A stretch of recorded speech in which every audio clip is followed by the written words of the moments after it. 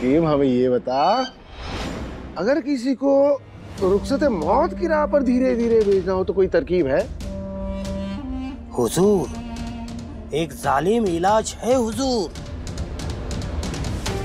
एक बूटी है जिसे शहद में घुल मिलाकर दिया जा सकता है।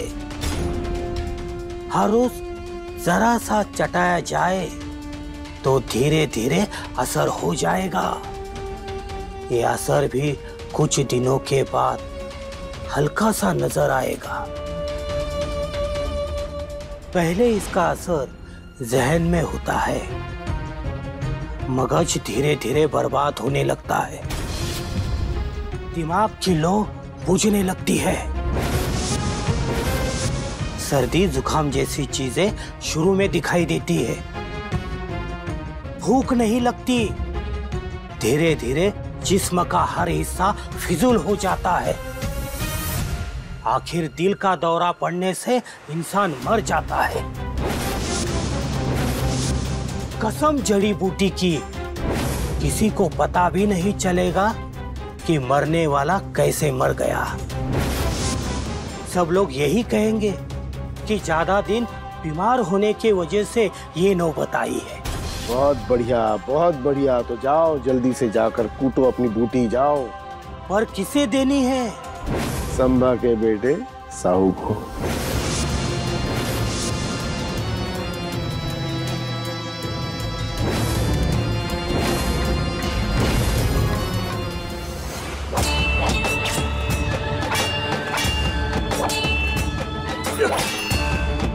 बळ कमी पडतंय की काय संताजीराव? नाही जी, पर तुम्ही तलवारीचं वार करताना 4 पावलं मागे जातायचं का नाही? तवा मात्र काळजात धडकी भरते बघा। जातीवंत योद्धाच हे ओळखू शकतो। वाघिणीसारखी झेप घालण्यासाठी 4 पावले मागे सरकणं म्हणजे नव्याने हल्ला करण्याची तयारी असते। वैराणी साहेब, त्याची जास्त धडकी भरते बघा। संताजीराव, संगमेश्वरात शंभूराजे पकडले गेले तेव्हा आम्ही 4 पावले मागे सरकलो म्हणजे सर्वांना वाटलं आम्ही हरलो। त्यामुळे दुश्मनांना चेव चढला। रायगड, पन्हाळगड असे एक एक मोक्याचे गड हातातून निसटायला लागले। याआधी आम्हालाही छत्रपतींना जपण्याची काळजी होती, मात्र आता छत्रपतीही जिंजीला सुखरूप पोचलेत। त्यामुळे आता ही काळजी झटकून मुसंडी मारावीच लागेल। वैराणी साहेब, योच नतीजा दिसेल बघा। त्या औरंग्याला आपल्या बापजाद्यांच्या पिढा आठवते आला असा चेचू आम्ही, मग समजासनी कळलं। संताजीराव, पातशाहीच्या दबावाखाली लोक बळी पडतायत, पण चूक त्यांची नाही। ज्याची सत्ता आहे त्याच्या मर्जीमध्ये राहणं हेच लोकांसाठी हितकारक असतं। आता आपल्याला आपला बळ दाखवायला हवं। मराठे लढवई आहेत, जे ते आहेत हाच करीणा साधायला हवा। आता मुघलांच्या वाराला फक्त एकच उत्तर।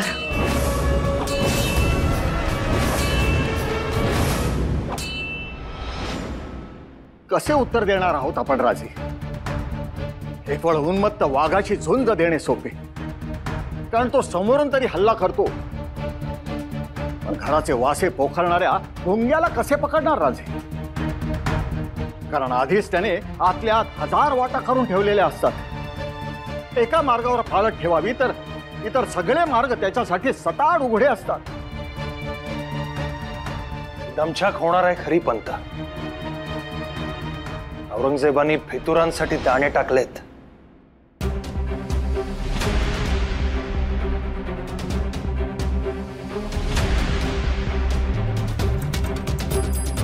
त्यात बरेच लोक अडकतील।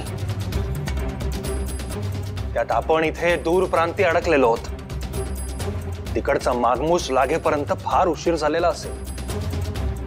कोण आपला कोण परका हेच कळणार नाही, किंवा कळलं तरी तोपर्यंत आपलाच कोणीतरी आपल्या पाठीत खंजीर खुपसून गेला असेल। आम्हाला नाही वाटत की शिवछत्रपतींच्या विचारांची पुण्याई इतकी कमकुवत होईल। इतिहास आठवा राजे, अफजल खान स्वराज्यावर चालून आला तेव्हा वतनदारांना, मनसबदारांना त्याने अशीच लालूच दाखवली होती। परंतु शेवटी काय झाले? कान्होजी जेध्यांनी सगळ्या वतनदारांना राजांच्या पायाशी आणून उभे केले. आजही वतनावर पाणी सोडून स्वराज्यासाठी तलवार घेणारे लोक आहेत राजे. आपणही असाच विचार करू, सकारात्मक. आज घडीला औरंग्याच्या गोटात मराठा सरदार किती आहेत? साधारण 96. आणि प्रत्येकाकडे सैन्य किती आहे? तरी असेल 1000-1500. म्हणजे आसपास लाखाची मराठा फौज औरंग्याच्याच पदरात आहे. या साऱ्यांना एकत्र आणून जर आपण आपल्या बाजूने वळवलं तर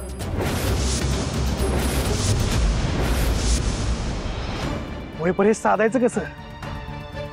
आपल्याकडे फक्त 5000ची फौज आहे आणि संगमेश्वराच्या तळावर 15000 अशी माहिती आहे. अहो, कसं घ्यायचं संगमेश्वर? गनिमी कावा. ते बरोबर आहे, पण साधायचं कसं? संताजीराव, या अजस्त्र सह्याद्रीच्या जटातटात थोरल्या छत्रपतींनी पेरलेलं एकच मूळ मंत्र आहे, गनिमी कावा. मराठ्यांनी शत्रूच्या संख्येची पर्वा कधीही केली नाही. त्या औरंगजेबाचं 5 लाखाचं सैन्य सुद्धा याच मातीत गारद करण्याचं जिगर बाळगतो आम्ही.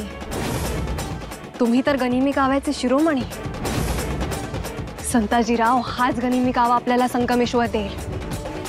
आपल्याला माहिती आहे संताजीराव, आपलं सर्वात मोलाचं शस्त्र कोणतं?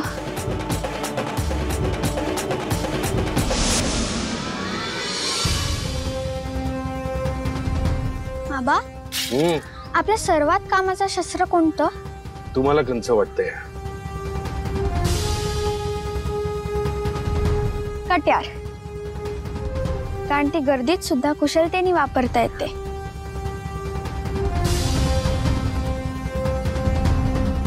कट्यार. पण हे चालवणारं हात जर लेचपेच असतील तर? मग काय करणार? ताराऊ, सगळ्यात महत्वाचं शस्त्र कंच आहे माहितीये का तुम्हाला?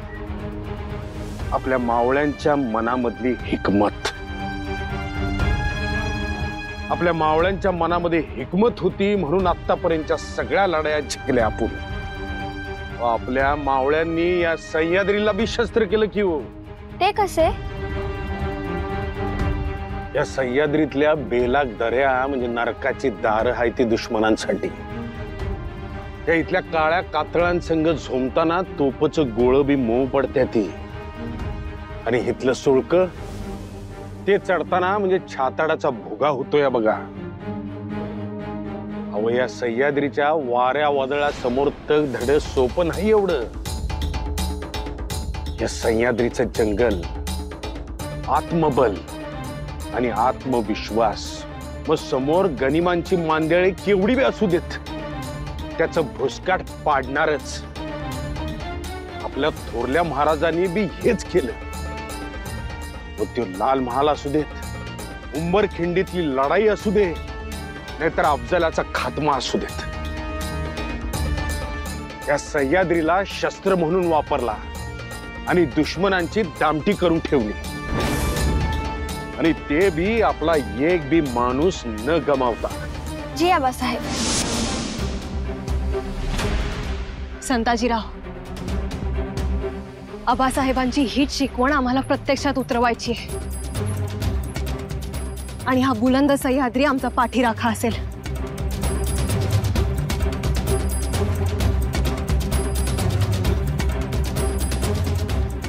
संताजीराव, आपली फौज जेमतेम दिसायला हवी. फक्त 100-125 फौज घेऊन आम्ही संगमेश्वराच्या लष्करी तळावर हल्ला करू. इथून रायगड रस्त्यात तुम्ही 1500ची फौज घेऊन जंगलात लपाल.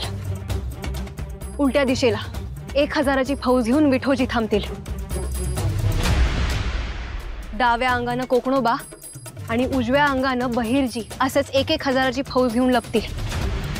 आम्ही गनिमाला डिवचून पळू, मग ते आमच्या मागावर येतील. त्यांना इथल्या जंगलाच्या कोंढाऱ्यात खेचून आणू आणि मग इथे त्यांचा फडशा पाडायचा आपण. पण राणी साहेब, समदेच आपल्या मागावर येणार नाहीत. मागे उरती त्यांना घुसून मारायचं। जीव वाचवायला ते इकडेच पळत येतील आणि मग तिथे आम्ही यमासारखी त्यांची वाट पाहू। नतीजा एकच, आमच्या तलवारीला भिडणं आणि नरकाचं दार ठोठावणं। बोला हर हर हर हर हर हर।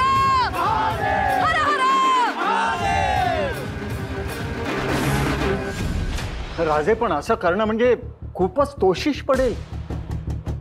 अशक्य तर नाही। हो राजे, पण औरंगजेबाच्या गोटात शिरून एवढ्या मराठा सरदारांना फोडणं म्हणजे आपण आपल्याच मनाचा एक समज करून घेतलाय। औरंगजेब म्हणजे सर्वे सर्वा, तो म्हणेल ती पूर्व दिशा। या समजापोटी आपल्या कमकुवत मनाची लखतर आपण जगासमोर आणत असतो, त्यांच्या पुढे बापुडे होऊन जातो। पण आता काळ वेगळा आहे पंत, आत्ताचा काळ बघा। तिकडे राणी साहेबांनी औरंग्याला चपराक देऊन दाखवून दिलंय आपण कमकुवत नाही, आणि तो औरंग्या कोणी सर्वेश्वराचा पूत नाही। अगदी खरं आहे।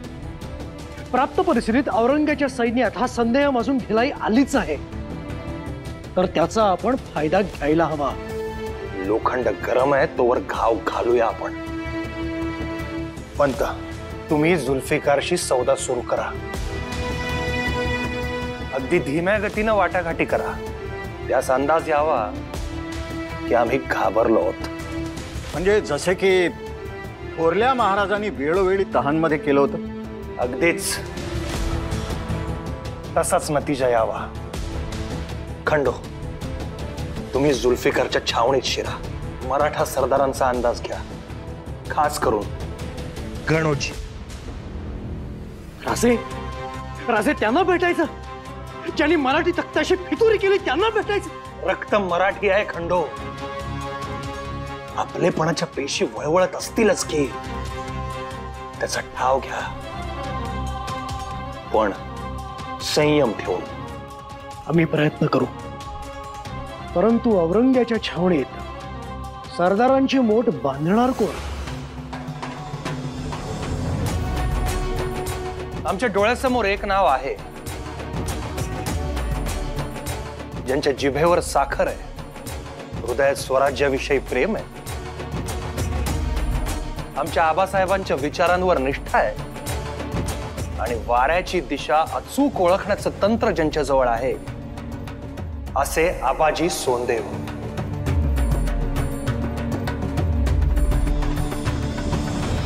अयो राजे, थाळा लावलाय जी। मुरलीधर, जेव्हा याची वेळ एकदम बरोबर साधायची बघा। बघा, तुमचा विजय कोणीच रोखू शकत नाही म्हणतो मी। भरल्या पोटी समज चांगलंच घडतं की हो। चला लवकर। चला मंडळी, यांच्या समोर कोणाचं काहीही चालायचं नाही। चला।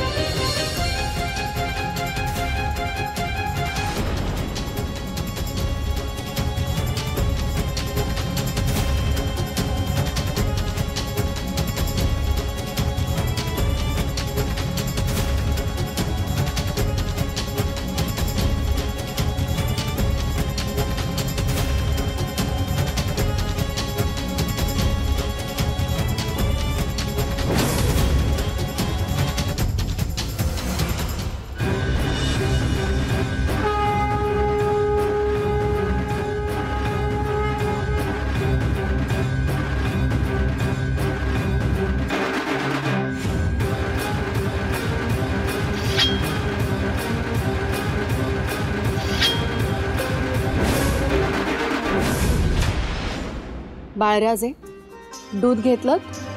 जी आऊसाहेब. आता त्रिकाल संध्या म्हणा आणि झोपून जा. राणी साहेबा,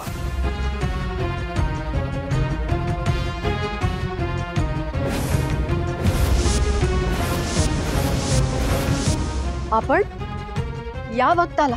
अबूजान ने साहू राजा को याद फरमाया है. आत्ता एवढ्या रात्री? कुछ मनसबदारों के साथ बयाने जिक्र करना है, लेकिन अगर बाल राजा सोना चाहते हैं तो कोई दिक्कत नहीं. हम बादशाह सलामत को वाजिब खबर कर ही देंगे.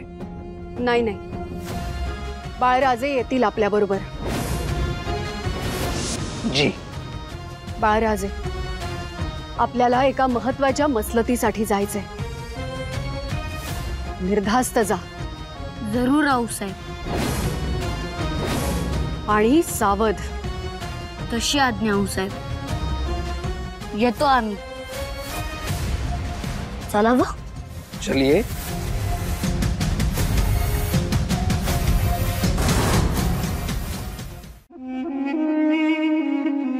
आइए आइए शहजादे. हे काय महत्वाची मसलत आहे असे कळलं, आणि अजून इकडे कोणीच नाही.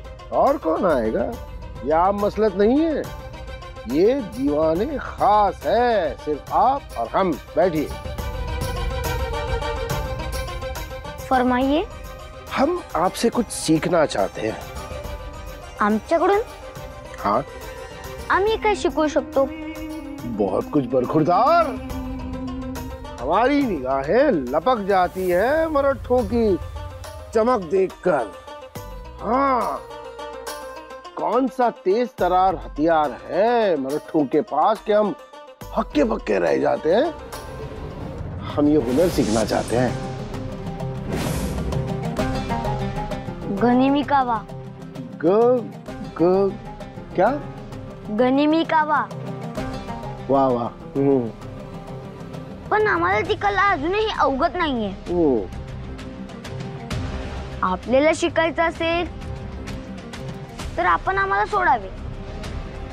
आम्ही ती कला शिकून घेऊ, मग आपल्याला शिकवू.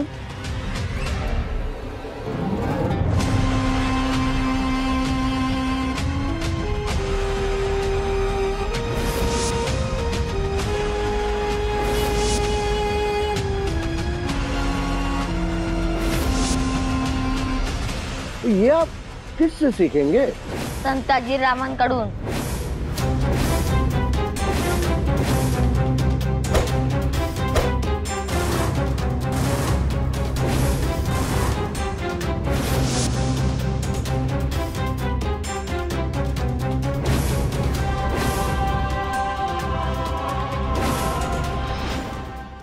माझ्या मर्द वाघांनो, हे संगमेश्वर आहे. शंभू छत्रपतींचा लाडका सुभा. इथेच इथेच त्या शेख निजाम मुकरबाने शंभू छत्रपतींच्या हातात बेड्या ठोकल्या आणि आपण सारे गांगरून गेलो. मराठी दौलतीचा कणा मोडून गेला. आपण विसरून गेलो आपण कोण आहोत ते. आपण वाघाचे बछडे आहोत. गुलामीचे गवत पुढ्यात वाढून घेणार नाही. शंभू छत्रपतींनी मृत्यू स्वीकारला, पण औरंगजेबासमोर मान झुकवली नाही.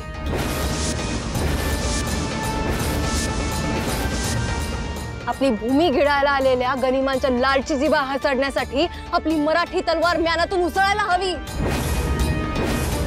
गनिमांच्या संख्येचा विचार या मुलुखांनी कधीच केला नाही.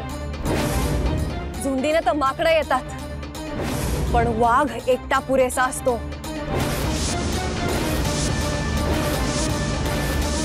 हे ज्यांनी जाणलं प्रत्येक जण लाखास भारी ठरला. आठवा, घोडखिंडीत छातीचा बांध घालून यलगार करणाऱ्या बाजीप्रभूंना आठवा. कितीशी संख्या होती मावळ्यांची.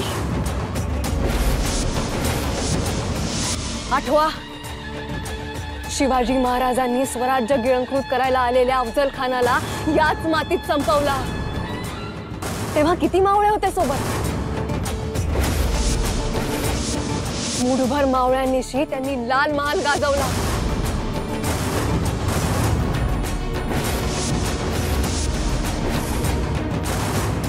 आग्र्याच्या बुलंद कोटात फक्त 350 मावळ्यांनी इतिहास रचला।